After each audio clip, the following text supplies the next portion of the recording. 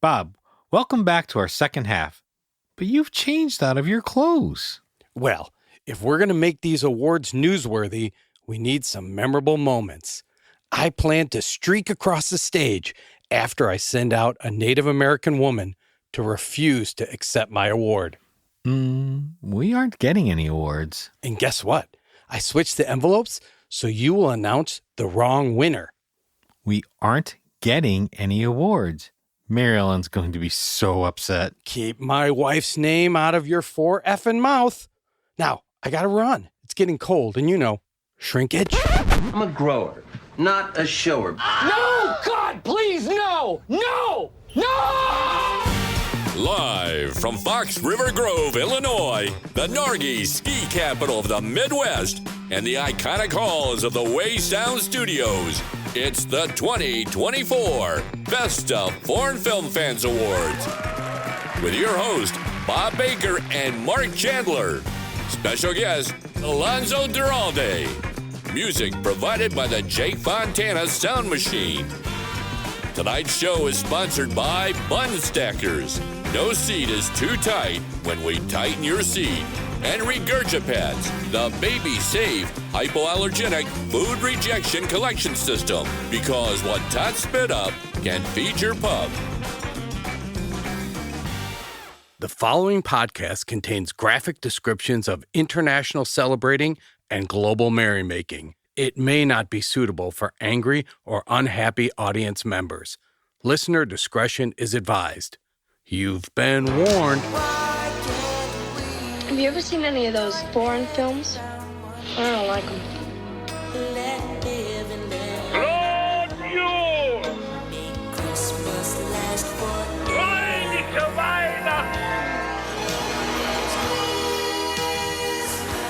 Some are born great, others achieve greatness, and some watch Christmas movies.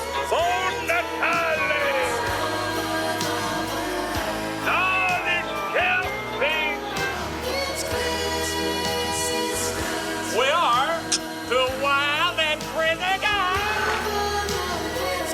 Well, they're both festive, aren't they? Joyeux Noel! And we are the festive foreign film fans. Well, welcome back, Mark, to the 2024 Festive Foreign Film Fan Award Show. And you, in that dress, still look dazzling, but I don't know. It looks to me like maybe Sue attacked you like a tomcat last time because you look like it's a little worse for wear. It's a little torn and ripped in certain spots there. Well, she said I was irresistible. Mark, you're always irresistible. Well, you don't need a dress for that. Well, you notice, though, we're still me and you together. That's true. Neither one wanted to come near this I thought place. maybe after the first show, they'd be so excited and so curious to know about, what our top films and top music was that they'd just want to be here. But well, I told Mary Ellen, I said, there were crowds of people outside cheering us on. She said, I drove by. I think the average age was about 70. but they were real sprightly 70. They were, absolutely. You know what? I think I've beaten most of them on the pickleball courts, except for that one woman. She scares me. I told her blue hair is a turn on, honey. So, hey, it's again our celebration for the first year of our podcast. Can you believe amazing. It? Amazing. Absolutely amazing. And of course, an anniversary tends to provide the perfect time for us to reflect. And what is great, so we've been kind of recording it by audio this whole year. So a lot has happened in our first year, and it was documented all for us. I mean, you gained 2 new grandchildren, both girls, this past year. You're planning to retire. These are big, major life achievements that I'm sure your employer just learned about listening to our podcast. I had one of my sons get engaged. Yeah. Another one's moving to New York for a fellowship. So these are events that bring color to our lives, and our listeners can take a peek into what the festive fans are up to when we're outside of this recording room. And of course, they provide us great personal satisfaction. So reviewing these, it reminds us how we should always be excited about what a new year is going to bring. Because I know there are people that agonize, oh, I'm getting old. You know what, though? There's going to be some highlights in every year. And look at that. Look at all the things that happened that at the start of the year we might not have even anticipated. You know, Bob, so again, I've said it before, I'll say it 1,000 times. You are the brains behind this organization. You have come up with this great concept. You know, a year plus ago, being part of a fun podcast like this was not even in the realm of things I thought I would do. But it's great when you have someone who's got the ideas, the passion. Luckily, I'm the eye candy of the organization. Every organization needs a face. Yeah, You're the exactly. face. I mean, come on, look at this. I work on this every day. Yeah, I mean, who knew? And now here, a year later, we're recording our 24th episode, coming to you live with our award show, and it's been a lot of fun. Hello, and Cousin Seth, we are back for a very special anniversary message right now for our friends Bob and Mark over at the Festive Foreign Film Fans. They're turning 1 year old, Seth. This is amazing. That is amazing. Congratulations, you guys. I mean, Seth, they've been doing it for a year and they put out a whopping 24 episodes. I mean, we did that in like our first 2 weeks. But hey, guys, listen, you do what you need to do, okay? 24 whole episodes, Seth. Yeah. Super impressive. Yeah. There's something to be said about staying in your lane and, they are the masters of that particular, very specific segment. Slow, low output. Yeah, not everyone can be as prolific as us, Seth. You know, one thing we were discussing off air, our favorite part about that show, of course, that Mark character. Wow, Mark. Incredible guy. Open for anything. Yeah, absolutely. It's jumping on any beer reviews. He's at the front and center. He wanted to get me on Santa's lap. Mark is awesome. Do you think Mark is almost like, they're like Simon and Garfunkel, and Mark is like the Paul Simon. That Bob character is kind of like Garfunkel, right? I mean, Mark would probably do fun without him. I'd love to meet Bob at some point. I'm sure he's great. But Mark, we have enough. We have Mark. So. We have Mark, Seth, and I think that's enough, don't you? Don't get greedy. Yeah. Right. But yeah, we are complimenting them, congratulating them as the mainly whole, Mark. So. Yeah, right. Yeah. But mainly Mark. We know who carries the show. So But seriously, guys, we love the show. I listen every episode. I can't wait till it's out. Bob, we've gotten to know you. You've become a cousin. You're awesome. Mark, we do hope to meet you one day. You're a tough get. He is a tough get. He is. He really is. We'll see. We'll pay whatever appearance fee we need to get Mark on there. So congratulations, guys. Happy 1 year anniversary from the Christmas cousins, including everyone's favorite cousin Seth. Happy anniversary, guys. The anniversary. Many more. Many more. You know, it's fun. I mean, let's keep going with our review of the year, right? We know it may seem odd for a little podcast about foreign Christmas movies to have an award show, but it's hard enough for us to get our listeners to watch these movies, let alone pick favorites, right? I mean, we do hear from our fans. We've had discussions with people in our circle of friends about them, but perhaps this is exactly the point why we're doing the award show. These awards, they're going to serve an important role to celebrate and shine a light on some of the lesser known films that really deserve the attention and often get ignored and just overlooked. So these are the top 5. Think about what else is out there. Oh yeah, absolutely. And I know I've used that list to sort of educate and broaden my experience. So we hope that our best of choices will provide a little awards bump for our listeners and push you to check them out. We strongly believe that sharing and viewing and enjoying these films ultimately makes our world a much more interesting and welcoming place to live. We decided to find out if we are alone in this belief. For our special birthday show, we've invited our first guest to first guest. I mean, someone said yes. I mean, after how many rejections? Hey, come here. Sort of how Bob got me. Like, hey, what are you doing? Yeah, he's a famous film critic and author and podcaster. We've read his book, Have Yourself a Movie Little Christmas. So we thought we'd ask a true festive professional to join us and tell us a little bit about his life and his point of view on the films. We welcome Alonso Duralde. He is the expert in Christmas films. Mark and I are so excited You are our very first guest. We have spent our first year just looking and talking to each other. So it's nice to add a third person to our show. I'm greatly honored that you had me. Thanks so much.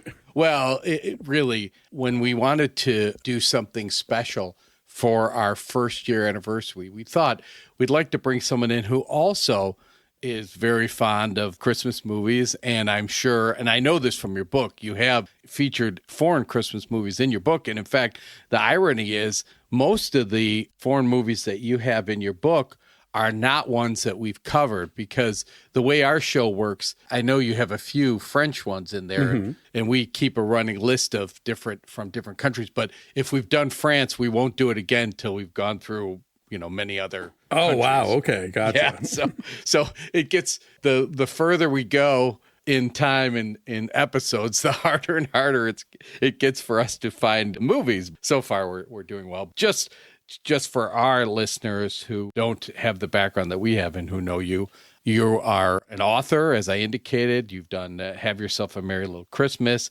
You also movie have Little Christmas. Yeah, a movie little. Oh, actually, you're right. Your movie Little Christmas, and you also have one on. This was co-authored, right? The I'll Be Home for Christmas movies. That's right. Yeah, right. That's with the guys who do the Deck the Hallmark podcast. It's a guide to Hallmark movies, and also how to throw your own Hallmark watching party, a whole bunch of different stuff. But yeah, I collaborated with them on that. And then I've written a long ago book called 101 Must-See Movies for Gay Men. And I have a new one called Hollywood Pride from TCM and Running Press. So you have the podcast Linoleum Knife. I started this podcast in 2010 with my husband, Dave White, who's also a film critic. And at the time, it's now considered like a really old podcast that has been around since 2010. And that leads into one of the first questions I have to have for you. First off, having a podcast from 2010, yeah, it makes you to us, oh, you're the innovator on the cutting edge. The old gray mare. The cutting linoleum edge, right? Like you indicated, here your husband is a critic as well. You've been MSNBC, Rotten Tomatoes, Film Vertical. You've been all over, so clearly established film critic. But there's all these podcasts, and even Mark and I, who just regular guys, have this concept for a show and kind of backed into, now we're reviewing movies without ever really doing any film study or anything like that. And I wonder, for people who are legitimate critics, how do you feel about that? You need to stop right now. No, I'm kidding. The joke that I have regarding the sort of the state of film criticism is that film criticism is kind of like pornography, and that it's harder to get paid for it when so many people at home are willing to do it for free. And so, I think that obviously the internet changed everything. It has changed, the way that we communicate with each other and the way that people can, sort of broadcast their thoughts to a mass audience. And, there's always been, film critics who come at it as people who've studied film, people who really know the history of cinema. And then there's always been a fan element. There's always been zines or kind of different approaches to talking about film that are very much from the I love monster movies or I love whatever. And so I think that dichotomy has always existed. It's just that with the internet now, it's so much easier for the stuff that you need to make a podcast is literally installed in your laptop when you buy it, Yes. So anybody can just decide, what? I want to talk about this topic and we're going to do it. And the key then is well, how do I stand out from the gajillions of other people who are also talking about this exact same thing? And I think you guys have very, cleverly come up with a way because, I always tell this story. My good friend, William Bibbiani, who's also a quote unquote legitimate film critic, but he and I both love Christmas movies. And years ago, he said, what, we should do a podcast about Christmas movies. And my response was, that's insane. No one would ever listen to it. And then shows you what I know, because now there's just this, there's a very crowded field. There's so many podcasts about Christmas and so many podcasts about Christmas movies. And so, now if you're getting into that, you have to figure out, well, how do I do a show that isn't the same as Christmas Creeps, that isn't the same as, the Advent Calendar House, whatever other shows you're trying to not, copy. And so you guys, by tackling foreign films, you have found this niche that nobody else was filling. It makes your show unique. It makes it different. And it provides a point of view that other podcasts don't do. And so I think that's what we're kind of called upon if we're putting ourselves in the world like this. Yes, there are still the old school gigs that a film critic would have. I write for this website, or I am on this, NPR show, or I write for this newspaper. But in the world of podcasting and blogging and whatever else, where it's very DIY and kind of just coming from people wanting to do it and having a desire to get it out in the world, whether or not they make a dime on it, whether or not anybody listens to it or reads it, you have to figure out, how do I stand apart? And so that's what you guys are doing, I think. Our story is very stereotypical. It's a generic story where, somebody should be doing this, and then why don't we? I think that's the very heart of it. A lot of times, I've written some books, and it's not really a field that people like make a fortune in unless you're like already famous for doing something else. But I think what drives people to do it is, I want this book to exist in the world, and no one else has written it, so I have to write it. And so, you guys wanted to hear these films get talked about on a podcast. And if it meant that now you guys have to be the ones who make that podcast, then that's what you did. But it is amazing, the subgenres now. Like you're saying, people are starting to break it down into 80s, 90s, 2000, Christmas horror. But, the one thing that I always struggle with is, and it's kind of because maybe it's not a total comfort level with doing this, is so we like to talk about the movie to engage. We hope our listener to want to see it. But when you review a movie, what are you trying to provide for your audience? Because I'm not sure. Do they want to listen to us just talk about the movie? I mean, I think you guys will figure out what your audience wants, and they'll certainly tell you if you if you ask. I think the job of a critic usually is to, when you're talking about new movies, obviously, it becomes the thing about, well, how does this fit in what films have already given us? What is this doing that's different? Why does this movie exist right now in history, in the culture? What is it saying about this moment? What is this film trying to accomplish? And does it accomplish that? I think you guys are taking a sort of more kind of historical perspective, where you're talking about movies that are from a few years ago, from maybe decades ago, depending on how it rolls out. And so for y'all, it's more like, how does this fit into the larger scheme of what a Christmas movie even is? And I think if you're going to hop from country to country, you can kind of talk about like, well, here's how we celebrate Christmas, and here's how this other culture celebrates Christmas. And then from that sort of broad thing, specifically talk about, well, this is why in this movie, this is considered funny, or this is considered sentimental, because it ties into how this culture looks at the holiday, how this culture thinks about, family, or about romance, or whatever it is. And so, I think you have the task to contextualize these films for you're talking to a principally American audience, although the thing about podcasts, they are global, and so you probably have listeners all over the world, including the country where the movie that you're talking about came from. And so I think it's a way to kind of look at what's universal about Christmas, but then also what's specific about Christmas from country to country. We were shocked when we got our first 6 months, that we had 23 different countries who had listened to our or downloaded our podcast. Nice. I was shocked. So was I. Too. Well, it makes you nervous because exactly like I don't want to, read a Better Homes and Garden article and say, this is how they celebrate Christmas in France. You want to really get the sense of what they do on the ground, but you always get fearful if people are listening from that country going, what are you talking about, American person? But I'll tell you, what's great is that you're allowed to not know things. And, if you develop a listenership where they will write you and say, hey, I love what you said about this, but I have a correction. This is actually, whatever. We learn so much from our listeners. And, people are constantly telling us, actually, no, and it's great. And we read that on the air and we learn together about things. And so, don't allow yourself to make mistakes, but just like set up an atmosphere where your listeners feel comfortable kind of telling you gently, politely, with kindness in their hearts, wrong. Well, I hope at some point we can generate that kind of response. Our harshest critics have been from our family. Bless them. Yes. who have gone out of their way to point out to our mispronunciations. We will be always open to hearing from our fans, guiding us, or adding traditions like, hey, I'm sure there are traditions we're missing that would add to the festive nature of our podcast. All right, you hear that, listeners? Drop them an email. Tell them what they missed. And movies, you know what I mean? Because we're constantly on the lookout for movies to review, and we're always wondering. There is this perception out there that Americans don't like foreign movies and they don't like subtitled movies.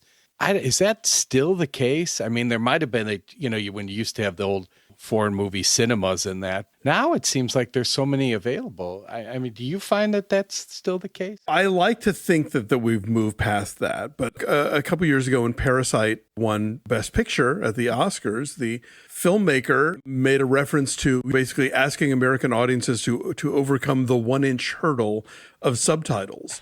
And I constantly do encounter people just anecdotally who are like, oh, I can't, if I try and read while I'm watching it, I get distracted. And it's sad because I think you're missing out on just some of the greatest movies ever made if you aren't open to figuring out like how to deal with subtitles. I would like to think that the internet, in the way that it has kind of brought cultures together and made it easier to be like an anime fan, or fans of K-pop or whatever sort of specific thing that's happening in another part of the globe from where you live would bridge that gap. But traditionally, Americans have a bad history about not wanting to watch subtitle movies. Like you see remakes of foreign films that literally just exist because they wanted to have a version that was in English and they barely change anything.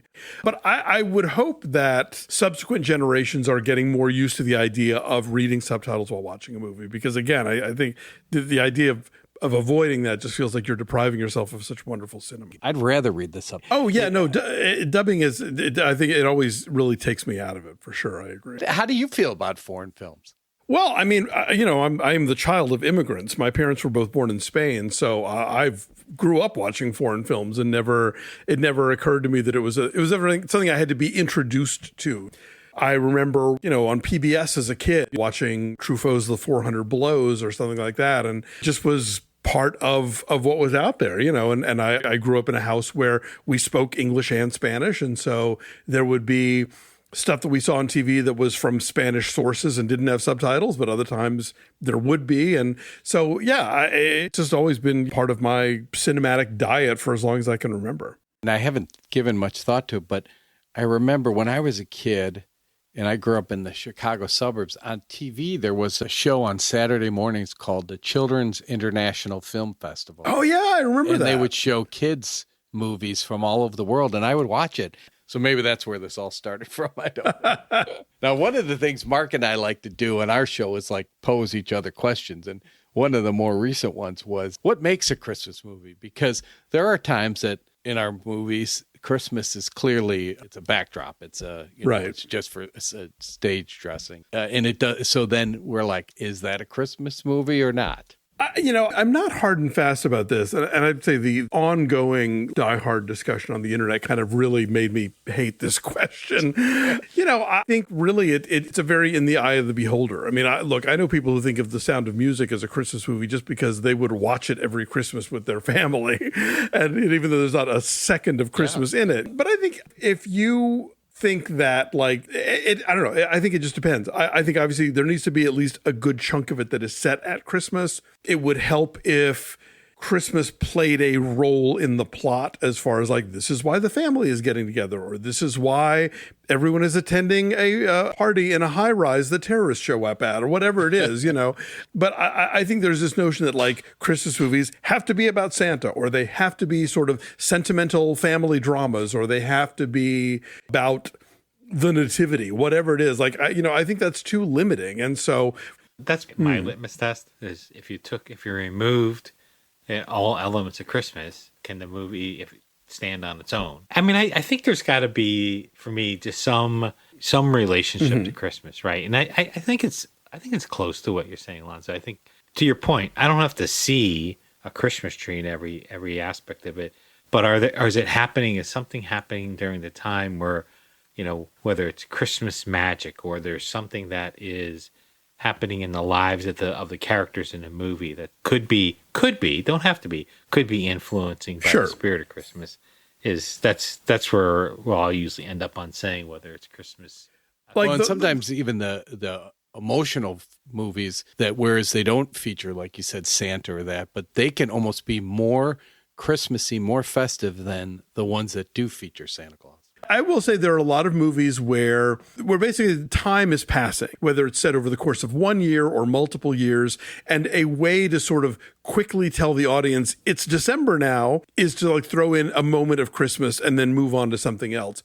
And so I think there are a lot of films that I wouldn't necessarily count as Christmas movies, even if they have a scene at Christmas, because they're really just doing it to sort of indicate the passage of time. To admit, like my field of study has mainly been American films, and y'all are really reaching into some corners of the genre that I was not aware of. But yeah, I mean, I think when we talk about like sort of the classic idealized Christmas movie, it kind of comes down to this notion that something about Christmas and, the magic of Christmas or just the specialness of Christmas can allow people to become their best selves, to, can let people who maybe have had some sort of longstanding beef can finally put it aside and have that conversation and resolve it. There's something about Christmas that makes that happen, whether it's about bringing family and friends together, whether it's about some untouchable, intangible, aspect of the season that does it. It is the classic redemption story, which goes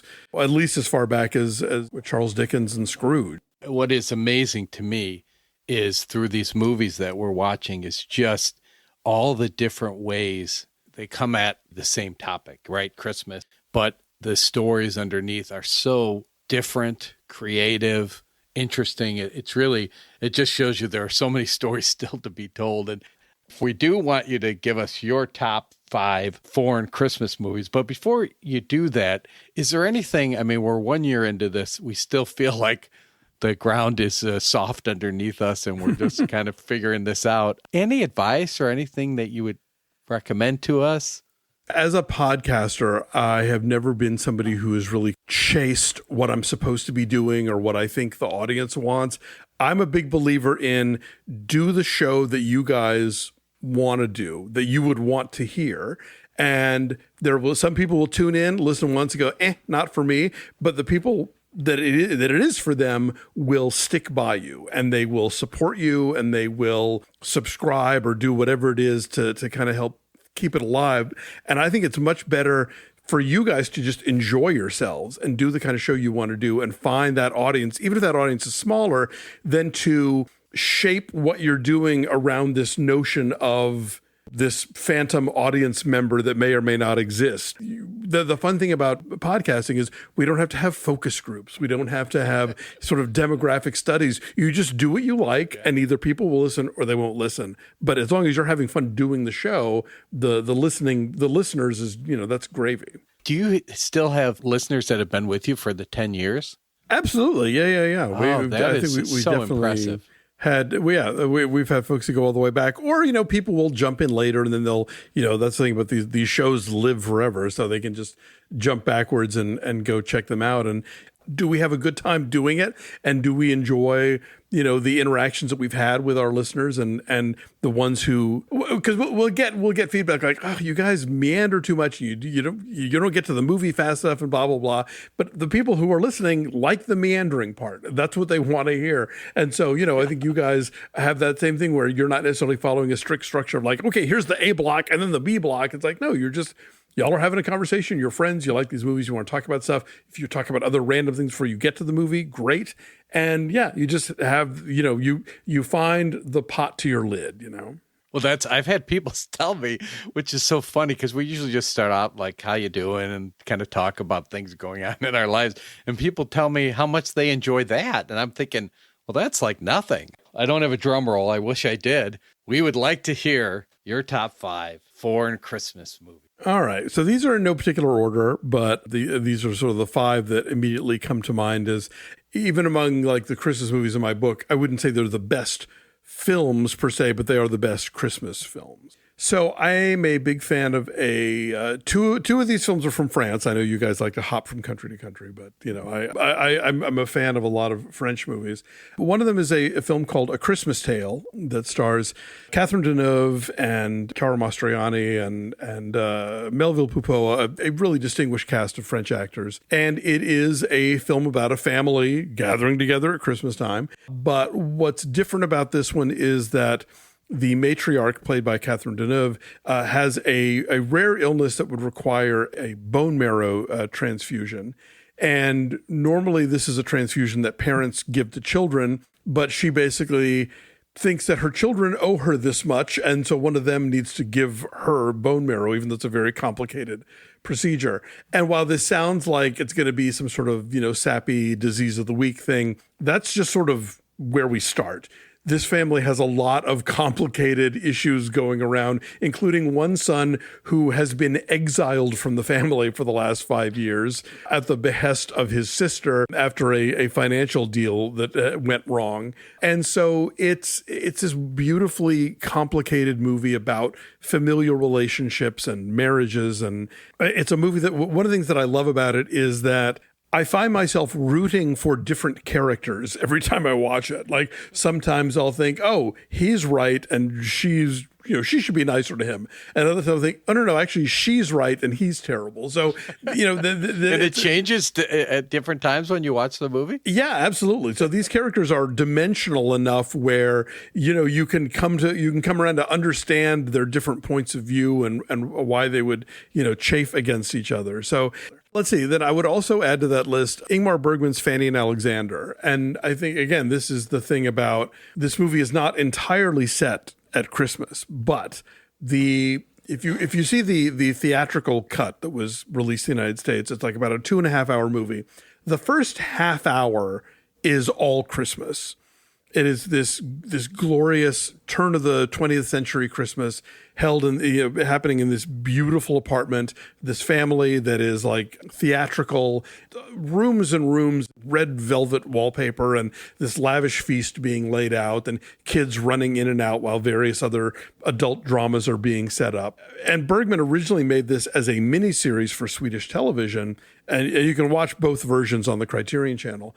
And the entire first episode of the miniseries is set at Christmas. So if you see the movie and you want more of that, then you go back and watch the miniseries. And the story goes off in a lot of other places. The father of the family dies. The mother remarries this very harsh disciplinarian who's a minister, and the children have to sort of like figure out how to survive under his thumb. It's just one that I love a lot and go back and rewatch, even though it goes from being really sumptuous to really bleak. It does end nicely. Yeah, it's a beautiful movie. I actually watched it. Again, all my love of movies began with my mom, but this is one of her favorite movies. Oh, cool. Oh, it is. Wow. Yeah. And so when you said that, I certainly got a sparkle and a good memory of watching it with her. But I love, like you said, there's wonderful child moments going on, and then there's all kind of interesting adult issues taking place as well. I am a fan of, this is a relatively recent film from a few years ago. It's a Chilean movie called Cola de Mono, which literally means monkey tail, but it's the name of a drink that's sort of like their eggnog. It's like coquito, like everybody has their own sort of version of that's like the Christmas drink. Yep. And because it's set in Chile, it is, of course, the middle of summer. So it's it's a very sweaty Christmas, unlike what we're used to seeing in the Northern Hemisphere. But it is a film about two brothers who are kind of keeping secrets. It's set in the 80s. One of them is very much into like Stephen King and stuff, and the other one is a more sort of uptight student. They both have issues with their mom, who's sort of at this point a single mother. Their dad is long departed from the scene. And it's a queer film that gets into some uncomfortable areas, but it has kind of I always describe it like if Stranger Things were about somebody who is obsessed with the movie Cruising as opposed to obsessed with Steven Spielberg movies, it's that kind of vibe. So you are forewarned. Don't pop this movie on and think it's going to be White Christmas. It's dark and a little disturbing, but I think really fascinating. And there aren't a ton of Southern Hemisphere Christmas movies that have really made a dent here. And some of them that, we've stumbled on, they don't even make the list. You know what I mean? They're just they're not good enough. But actually, I've not heard of Monkey Tail. I have to look that one up. That's because we haven't done Chili yet. So that'll be exciting. Oh, cool. Well, let me know if you do it. One of them would be actually a film that I think y'all have already done on the show, which is Rare Exports. Yes. It's one of Mark's favorites. Which I love. One of the things that in doing reviews we'll often talk about is like, how are they juggling tones, like when a movie seems like it's going to be a comedy and then takes a pivot into, darker territory, or when it starts out in darker places and then takes a pivot to being, kind of wackier. Like, I love the mood of this movie and how it encompasses so many different, like, it's a family movie, but it's also a monster movie, but it's also a satire. It's all, like there's a lot of different things happening. And I think it handles it all really brilliantly. Oh, it does. And the young boy is like the hero. Yes. Although the thought of like running around in, Finland with like no pants on, it's like, kid, you're going to get pneumonia. Exactly. Well, we've made so many jokes about the naked elves. Right. Yes. Elves, yeah. Yikes. And then for my fifth one, this is another French movie, and it's trickier to come by. Like it's almost never streaming. I still hang on to my DVD that's long out of print because the movie originally opened in theaters like around 99, 2000. But it's just a film that I really love. And it's funny. It's become kind of a bone of contention in my family because I have a brother and a sister who love it, and then other siblings who've watched it and think it's terrible. So again, caveat emptor on this one. But it's a comedy called La Bûche, which is the French name for the Yule log cake. And it's another kind of dysfunctional family comedy. There's a divorced couple, and they have 3 adult daughters, one of whom is very much kind of a bohemian artist and singer, one of whom is a very kind of uptight wife, where everything in the house has to be perfect. And, she's putting on this Christmas dinner for all these people, and all the place settings and everything has to be just so. And then the other daughter, who can't stand Christmas at all, references the titular cake and just says that it makes her want to puke. And you kind of find out like why they all turned out the way they did, what happened with the parents. It gets into a lot of different stuff. And there's a new guy on the scene who has a connection to the family that becomes clearer as the movie comes along.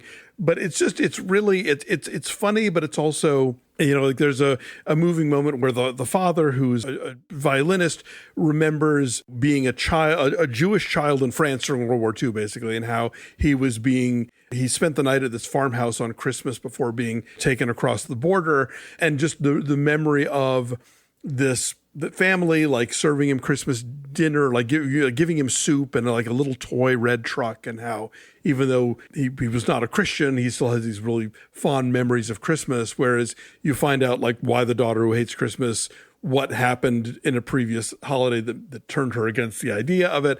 But I just think really, really sharply observed and wonderfully acted. One of the daughters is played by Charlotte Gainsbourg. One is played by Emmanuel Béard, who is in Man on the Spring and a lot of French films that have played in the U.S. So yeah, I think it's really lovely. But again, good luck finding it. Well, you wrote about that in your book. Yes. And we would have done that one for France, or if we could have found it. But the only reason why we didn't is I had watched The New Adventures of Aladdin on a plane, but we landed before the movie finished, and I always wanted to know how it ended. Well, this has been wonderful. We're so happy. I mean, what an esteemed first guest to have for our show. It's all uphill from here. No, thank you guys for having me. I've been listening to the show. I really enjoy it. Well, thank you, and good luck with all the stuff that you do. And like I said, it's a full plate. Well, thank you. Happy anniversary, and best of luck.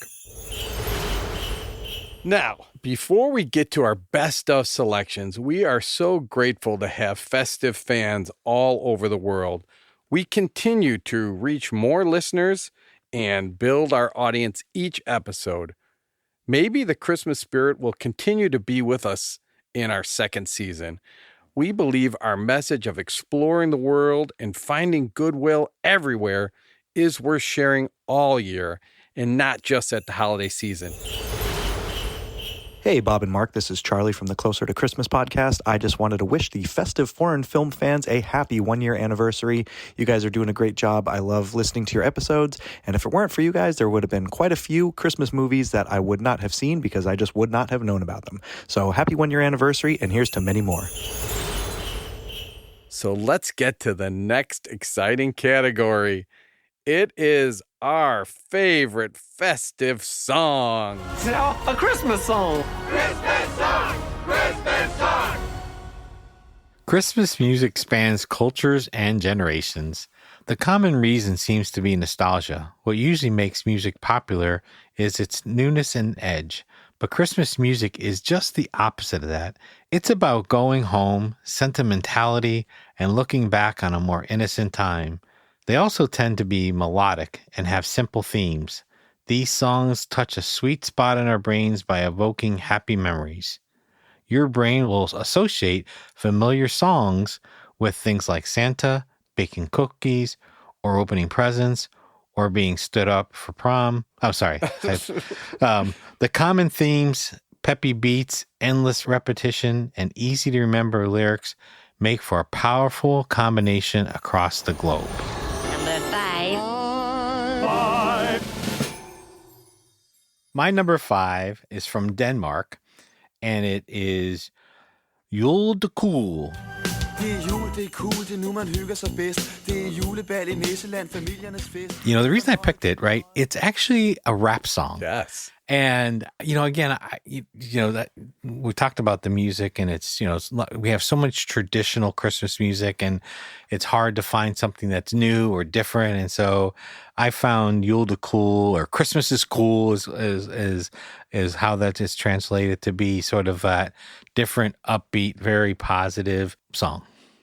So for my number 5, I laugh because in some ways we're on the same plane. We're both Nordic countries, but mine is the complete opposite. You went rap. I picked Tom Tom Jag vill ha en riktig jul. Tomten jag vill ha en riktig jul, en sån som man har när man är liten. Tomten jag vill ha. The Swedish song, remember the guy, it's a swinging song. He sounds like Michael Bublé. Oh, yes. Has that jazzy feel and the warm Christmas ambiance. So we went from the rap, the cool Yule to Yule, Tom Tom Yule. I didn't pick that song because I didn't want to have to say it. No, I know. I'm thinking, there's probably so many listeners out there are going to be shaking their heads going, oh, these guys are sad. Well, it's funny though, so I'm gonna stay with the Nordic countries for my number 4. Number 4. It's a song from Iceland, Jólagjól. I think it's actually translate to like a Christmas dress or something like that. But it's a total 80s song, and it's, it's got a lead singer, and he's up there with 4 bandmates in the back, and they're all trying to open all these presents, and the one band member is trying to find a motorcycle, right? I mean, they're looking for the perfect gift. And so I think I might have been influenced by the video a little bit as well as the song, but it just reminded me of sort of like Huey Lewis and the News type of band. I know exactly the one. Exactly. Yeah. And I think, if I remember correctly, isn't that the song about a bike? Like they want to be, your perfect gift is a bike when you're a kid. Yeah. So I left those northern countries and I went to Poland. And Poland is by the band Dessous. It's Katowi. I know I'm not pronouncing this the right way. Nothing better. It's a girl group singing festive pop, and you got strings and bells and horns and kind of a Spice Girls maybe feel to it. I do remember that. Yeah. Number 3 will shock you.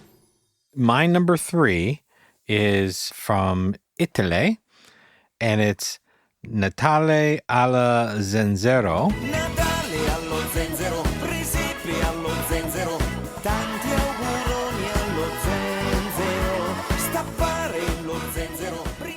which translates to Ginger Christmas. And so I did it because I love my son, Brian. No, it's a great song. It's very much like a Frank Sinatra, sort of very mellow kind of song, but that's what it translated into is Ginger Christmas. You might be hearing that again at some point. But this one, I think my number 3 pick, and I think maybe you went to see them on tour. I can't remember, but it's the band Twice. It's the Korean girls band Twice, and it's Merry and Happy from South Korea.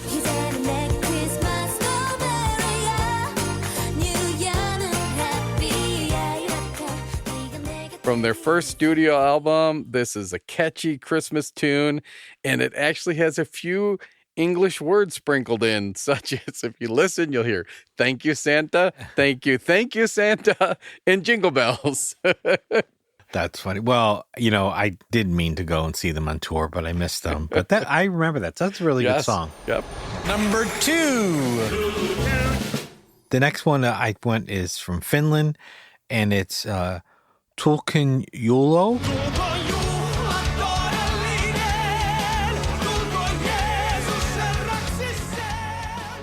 That means let Christmas come. The artist was Rakakasta Holyu. We are butchering names. Yeah, we said we weren't going to. We're good. I know. But I love the beginning of it because it's a very soft piano and you're sort of like, it's kind of quiet and it kind of builds up to be a little bit bigger. It has horns that come into play on it. But it's it's sort of the like, let Christmas come. It's sort of the holidays and, all the busyness that's going on. But like, let's just get to the holiday, right? Let's just have some freaking Christmas spirit. I know. I really liked it. Well, and I do remember, and the thing about that song is, if you recall, these Finnish heavy metal musicians from different bands all came together and they put out these albums, and that's what's taken off of their albums. So it's like they're all drawn from different groups. Yeah, that's a great one.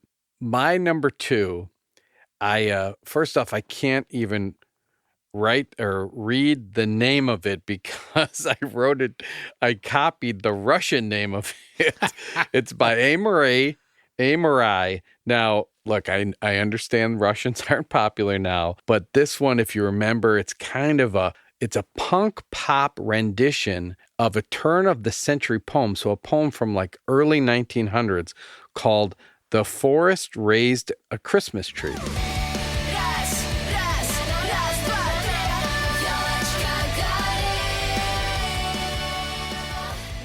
So many different elements here. Russia stopped, after the communists took over, stopped celebrating, first Bolsheviks and communists, stopped celebrating Christmas. So this is pre then. So that's pre 1917. And it's based on a poem, but this song, it's loud, it's outrageous, it's fun. And I wasn't necessarily influenced by the video, but if you do watch the video, it's great because she's in the lead singer. She has reindeer ears on, and the other musician is dressed like Santa. I think she has, a bottle of vodka. She's dancing around. It's fun it's a fun watch, and the song, makes you move. Yeah. It's interesting that across the world where there's world troubles and strife, how often musicians, the artists, right, become peacemakers because that's the common bond that people can see and understand. And so I love your selection for a number 2 there. Well, in fact, in our Ukrainian episode, I think the singer, she also ran for like government. She was in the government for a few years. That's because right. She got so involved. Yeah, I do remember that. So we're down to, I think I'm down to number 1 then. Mm-hmm. Yeah. Number one. I wanted to be an apocalypse song, but the song I picked, right, is very happy. It's very upbeat.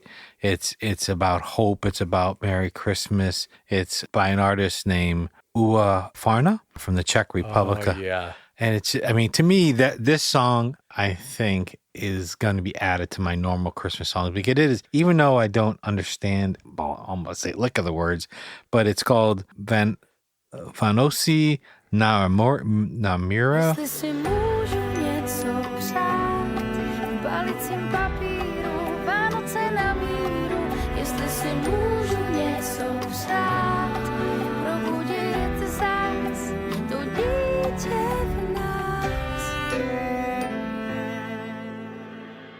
It's just a beautiful, beautiful song. And the music, I mean, you just close your eyes and listen to the music and it's instant relaxing. Like, I think a really good Christmas song to like, have you ever listened to Christmas songs in the middle of the year just to try to get the spirit or try to relax? I usually do kind of a Christmas in June, July, and I have a bunch of like tiki reggae and I listen to them then. Yeah, I mean, I have found myself listening to Christmas songs and just to sort I knew I picked the right guy. Yeah, I mean, just to sort of get that little spirit in Even me. though I had to corner you in the alley. What I was doing in the alley, it's not for publication. But anyway, this song just to me is just, again, it's a very, I think you'd be hard pressed to listen to the song and not feel a lighter heart after it. And Mark, I have to say that's a runner-up on mine. It went between the Polish one and this. I went back and forth on it. And what I love about your choice is it also has the children's choir, doesn't it? That's right, in the background. It's a great one. So that's like a 5.5 for me.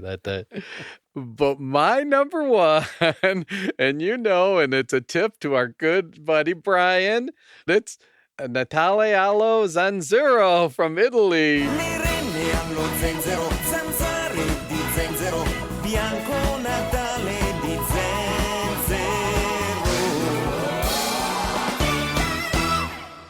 In some ways, I guess it's a novelty song, kind of. Yeah. You know what I mean? Yeah. And it kind of has a feel of like a 1970s TV theme song. That it does kind of, but I tell you, right. it teeters. It teeters between like making fun of, but then being a classic Christmas. It's like right in between because sure, if you read the lyrics, they're hilarious, but they're like, this isn't a serious song. But you know what?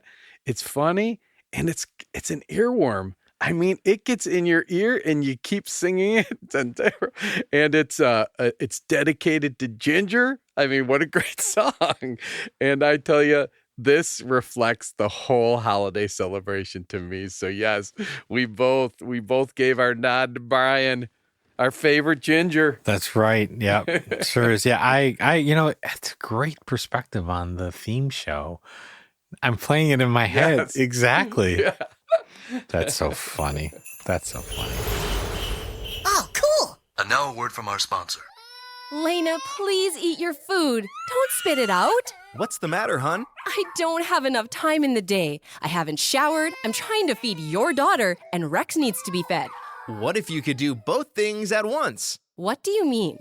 I got you a Regurgipet. It collects everything that Lena rejects and dispenses it to Rex. It's made of silicone, so it's safe, durable, and easy to clean. See? You just strap it on like this. Now if I could just do this in the shower.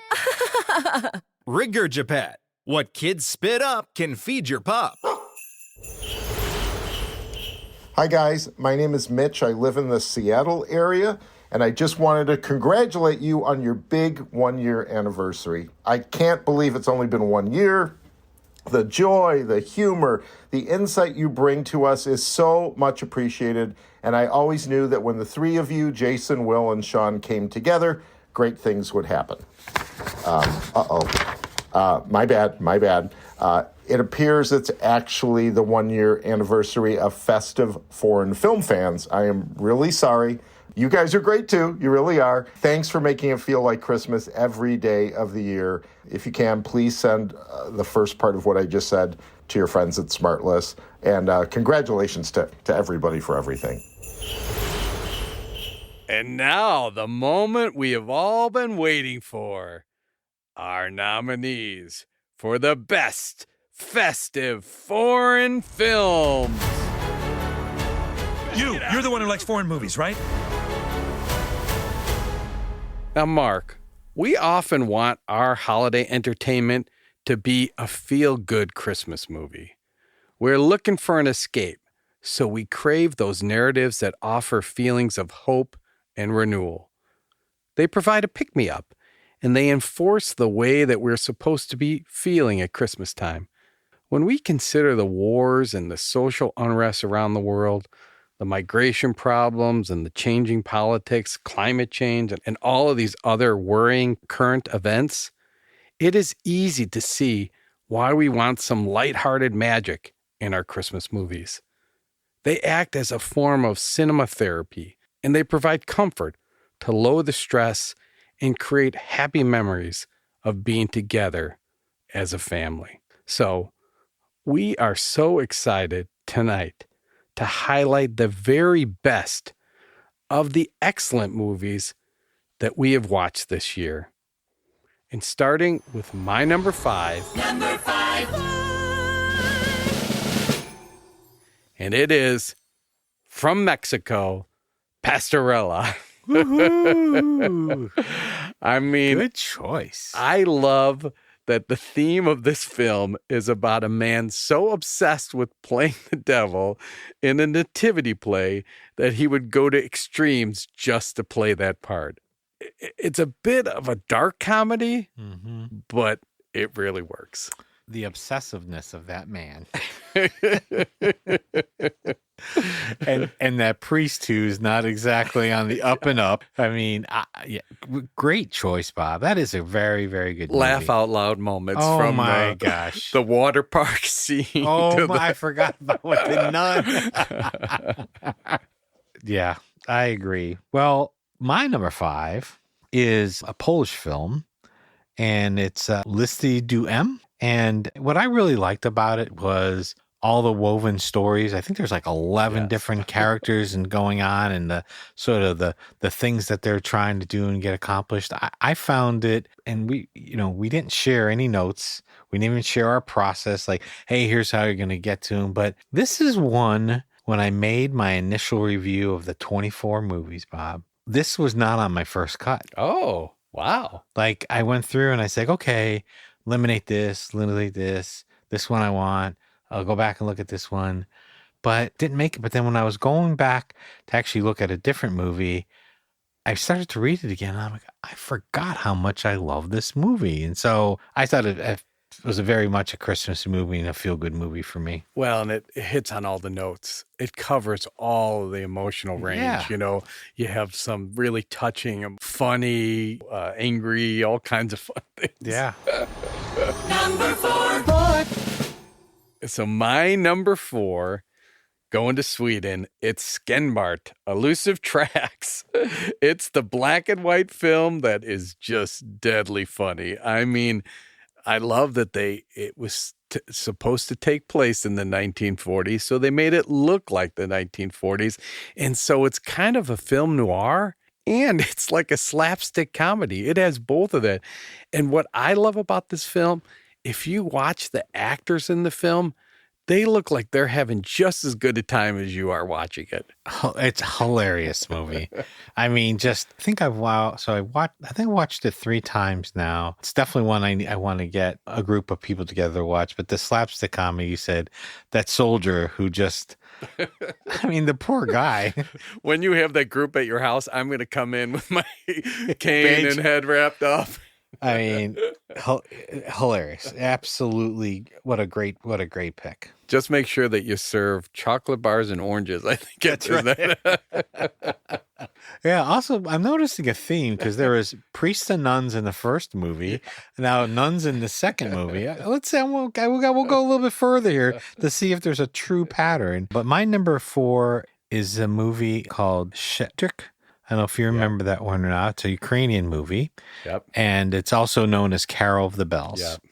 And I fell in love with that little girl who was just trying to spread Christmas joy. And she felt like, if I sing this song, Carol of Bells, people are going to be happy. And unfortunately, for our listeners who maybe don't remember, who want to watch this, it is set in World War II. It is set during the Nazi occupation of Ukraine. And it just, the interaction of the little girl who's totally innocent, trying to spread joy to even the Nazi family that moves downstairs, and how the mom and dad are ended up taking in some other children whose parents were killed, and how they interact and how they are become involved in the resistance and the movement against Nazi Germany. And it's just heartwarming. Well, and that's the thing. I think about this and I'm like, this illustrates to me just how many really, really good films that we have, because that was so touching, so emotional. And I notice in my picks, and I did what you did, I went through, and you'll notice that most of mine tend towards the lighter end. But it almost is a shame, because I don't want anyone to think I'm discounting the more serious ones, because they were significant and impactful. I just think it maybe when I started to cue down a list, it kind of went in one direction, because like, I'll give you number 3. Number 3. I know you're going to have to hold yourself back. It's Anna and the Apocalypse. Yes. So you can go ahead and just sing off. There's no such thing as a Hollywood ending. Jake, come on. Do up. There's no such thing as a Hollywood ending. Do up. I mean, this is a zombie musical comedy that you didn't even know you needed. It's kind of a mashup, I think. I like to think of High School Musical and Shaun of the Dead. It really, what I love about this is because I like to think of it as a rare holiday gift, because it's like a Christmas themed horror movie, but it's filled with like catchy songs, smart jokes, and really very, very cheerful. You get holiday cheer. You have a good feeling from it. I go back to the journey that we've been on the last year, and who knew that there could be a zombie Christmas musical for us to enjoy. So yeah, great choice. So when the zombie apocalypse comes, be ready to sing. I will, and I'll be ready to get an umbrella with a spike at the end of it. Was it an umbrella? No, it was a candy cane. That's right. It's a candy cane. Well, my number 3 is a movie we've talked about a lot. We've talked a lot about the characters in it. We've talked about the nudity in it, but it's Rare Exports. Yes. Again, a movie that is, I just think it was so well made. It was so well written, and of course there's the struggle with the son and the dad and the the mom is dead and the kids, and then he's trying to prove to his dad that he can be something. And I just think it's just a great story. And of course, a little bit of comedy, right? I mean, it's hard not to laugh when you see all those naked men dancing, and again, we've never revealed the ending of Rare Exports, but it's just everyone. It's a payoff. It's a payoff, yeah. and I tell you, every single person who has watched it on the recommendation have come back and said, that ending, you were right. And I thought it was interesting that our good friend, I'm calling him my friend now, Alonso, right? Yes. Alonso had one of his favorite movies as well, which like I literally was like, oh my God. I could be a movie critic someday. But I just think it's a well-known movie, but it just, I don't know, it hits a lot of things. Definitely a Christmas movie, definitely with the right things that we've said about what makes a movie, the emotional ties, right, with the kids. And that's that's the part in some ways. What I love about that movie, and often gets overlooked or not discussed, people always focus on the supernatural kind of element of it. But that boy trying to prove himself to his dad, to his friends, that is the story. That's the heart of the story. Yep. Number 2. So, Mark, you're probably going to laugh at my number 2, but my number 2 choice is The New Adventures of Aladdin. No, I'm going back to number 1. I mean, this film, it's like, your rags to riches story. It has sight gags. It again has slapstick. It has racy innuendo. It mostly occurs in ancient Baghdad, except it's really taking place on Christmas Eve. Yeah. It has that, classic narrative device where you have the story within the story, and it's using the Wizard of Oz little tool there where all the people in the one story are all characters in the other story. And And then that music video rap, that Arab rap of yalla yalla, I go, it makes me laugh. Bob, it's number 6. Oh yeah. It's, I was flipping between Listy Duem and The New Adventures of Aladdin, and I get it. Now I feel bad that I should have picked that, but I should have picked that for number 5. But it's a great movie. Oh, and we're giving people a variety of it's. I love both of them. You can't go wrong with that movie. And again, that's another one too, where some of my friends and family have watched it and they've loved it. Yeah. Now I'm wondering. There's a part of me that says, did we pick the same movie for the first one? Well, we're on number 2, so we still have 2 to go. Well. That was your number 2. Oh, yeah. I'm on number 2. Yeah. Oh my gosh. Can somebody get a flip chart in here? My God. So my number 2 is a Czech movie, and it's called Andel Pane, or An Angel of the Lord. And, more of a comedy than anything, but it's just sort of that haplessness of this angel who God's like, look, okay, I know, right? I'm going to give you a chance. You can go relieve St. Peter at the gate, right? And he just, takes all the good people and sends them to hell. And just the interaction between him and the devil, and how the devil is actually cooperating with him, sort of, to, prove that this one guy can become a good person in the span of 24 hours. I just thought it was a heartwarming story. And of course, the inappropriate comedy. I still remember when up in heaven, there's the young Jesus, and he's like, Mom, I'm going out to play. And Mary said, well, who are you going to play with? She's like, I'm going to go play Judas. And Mary says, don't blame me if he stabs you in the back again. Or whatever. And I'm like, oh my God, that's so bad. It's so wrong. My mother's going to yell at me for laughing, but it's a sweet story. Oh, Mark. And it's just so well acted. It is my number 6. It is same thing. I went between Pastorella and Angel Pane. I mean, it is so funny. It is it's like a fairy tale story that it's an adult fairy tale, and it was so fun. And I agree with everything. Like, just seeing God as kind of a hapless person, all the angels that come and try to help him. The devil is actually kind of fun and playful. And then the big birthday party at the end. It's all great to me. So I agree. But I'm going to go to my number 1. I'm so curious. I'm so curious. Drum roll, please. It's a major award. Number one. And number 1 is Starry, Starry Night. I think that this is a festive film that tackles death, divorce, loneliness, and first love. I mean, it has whimsical elements that we want in every one of our Christmas classics. It's visually moving, emotional journey, and it's seen through the eyes and the heart of very young people. So it has that innocence and purity. And I just think that this movie embraces, because of the whole concept of the Starry, Starry Night, it embraces the vastness of the universe, and it makes you see those stars. Stop and see the stars. So, Mark, that was my number 1. Oh, Bob, I love you. You complete me, Bob. You had me at Starry. I'm dying to know, what's your number 1, Mark? Oh, it's Starry, Starry Night, Bob.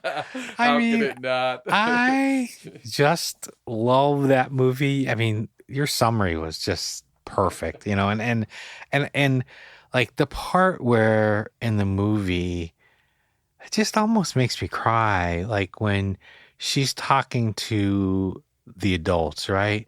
Like, hey, sometimes we just need you to look at us. We just need you to be a friend, a simple hello, acknowledge us, understand sort of what it means to be a teenager. And so I loved your summary of it. And yeah, that'll be my number 1 until something makes it number 2. Yeah, no, absolutely. And it's amazing because you think of all the pain that you see with the people, but then also how it's dealt with in life. And it really touches, I mean, and I know we talked about this in great length when we reviewed the movie, but it really touches many of the things that we face, the elements that we face throughout life. And it gave it such a fresh perspective and a warm perspective. And I think, some of the movies we watch, like we've highlighted different, to me, this is a great, if you have a family that I would say that has 12 through 18, well, maybe 18 is too old, but certainly junior high and high school kids that you want to watch a great Christmas movie where you could talk about it, where you can, there's going to be emotion in the room from people who watch it. Like, I just think this would be a great movie to watch with a family. It's really funny. I'll show you how you forget certain things about the work, what we do and what we cover in our podcast. So I thought, well, like the songs, we could do snippets of the songs. We'll do drop-ins of our movie picks that we pick. Well, then I realized that this is an audio medium. And if we did drop-ins from the movies, you don't have the subtitles. Right. So we would just have people speaking in Chinese.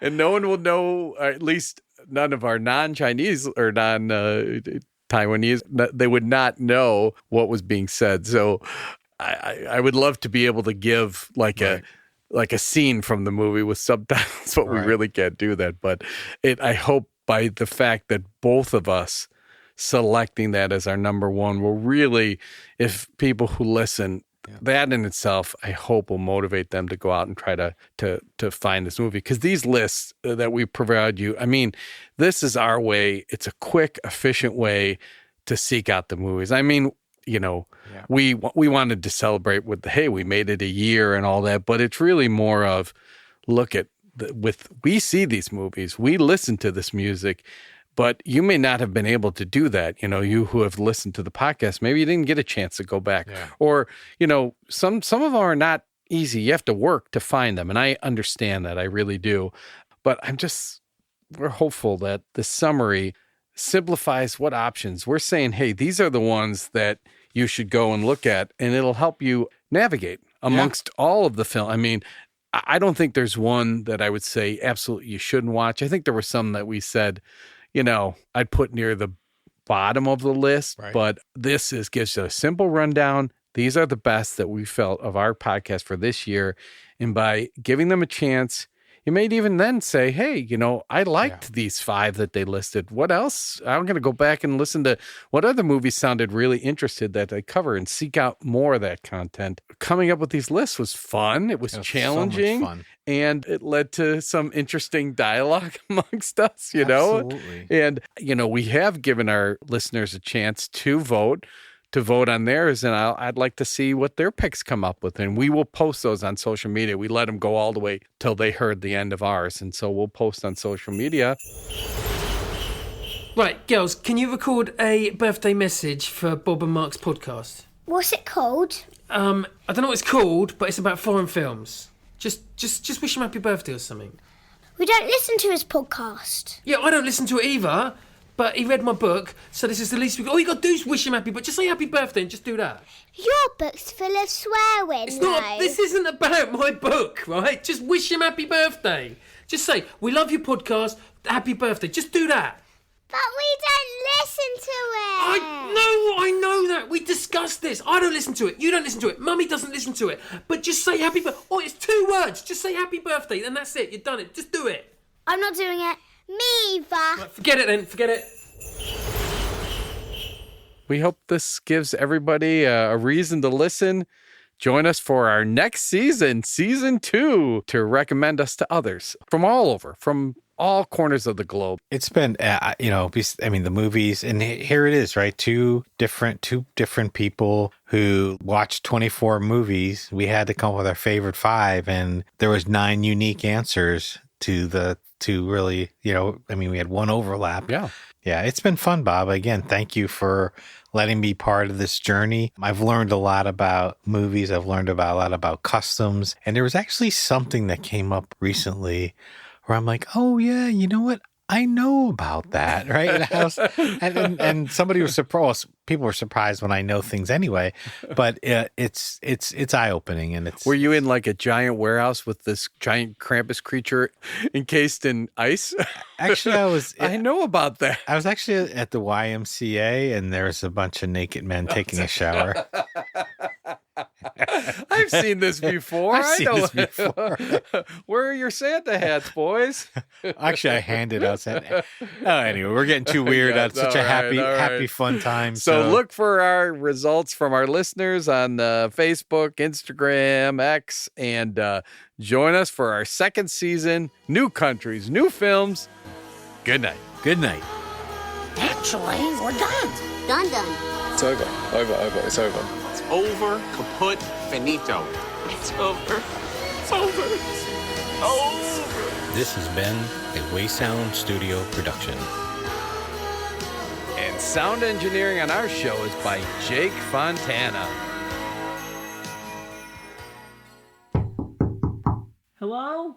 Did I miss it? Is it over? This is Tim from the Can't Wait for Christmas podcast. I wanted to come by and wish Bob and Mark a happy 1-year anniversary. Sorry I'm a little late. I guess I'm a lot late. Hello? It's over? I missed it? Maybe next year. Happy anniversary.